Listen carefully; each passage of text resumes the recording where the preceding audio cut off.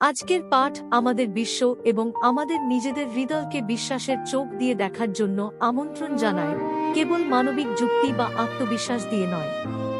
যিশু আমাদের বলেন যে ঈশ্বরের গভীর বিষয়গুলি নম্র এবং শিশুসুলভদের কাছে প্রকাশিত হয়, যারা উন্মুক্ত এবং শিখতে ইচ্ছুক, অহংকারীদের কাছে নয়, যারা মনে করে যে তারা ইতিমধ্যেই সবকিছু জানে।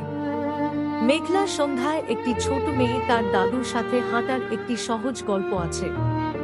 সে বারবার বলতে থাকে, দেখো, তারা বেরিয়ে আসছে। দাদু উপরের দিকে তাকিয়ে উত্তর দিলেন, আমি কোনো দেখতে পাচ্ছি না। শিশুটি উত্তর দিল, তারা ইতিমধ্যেই আছে। তাদের দেখার জন্য আপনাকে অন্ধকার না হওয়া পর্যন্ত অপেক্ষা করতে হবে। প্রায়শই আমরা দাদুর মতো হই, আমি ঈশ্বরকে দেখতে পাই না, আমি তার পরিকল্পনা দেখতে পাই না।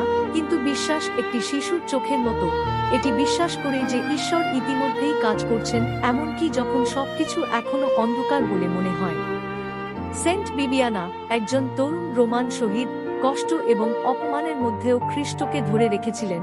তার শক্তি ছিল গর্ব নয়, বরং নম্র বিশ্বাস। সেন্ট ক্রোমাটিয়াসের মতো একজন বিশপ এবং জ্ঞানী শিক্ষক, ঈশ্বরের বাক্য তাঁর জীবনকে রূপ দিয়েছিল এবং ঈশ্বরের আলো তাঁর মাধ্যমে অন্যদের জন্য আলোকিত হয়েছিল। তারা দেখায় যে নম্রতা দুর্বলতা নয়, এটি সেই দরজা যার মধ্য দিয়ে ঈশ্বর জীবনে প্রবেশ করেন। আজকের বার্তাটি একটি আধ্যাত্মিক পথকে ভালোভাবে প্রকাশ করে, বিশ্বাস যা এখনো দেখা যায়নি তা বিশ্বাস করে, অবশেষে এটি যা বিশ্বাস করেছে তা দেখার অনুমতি দেওয়া হয়েছে।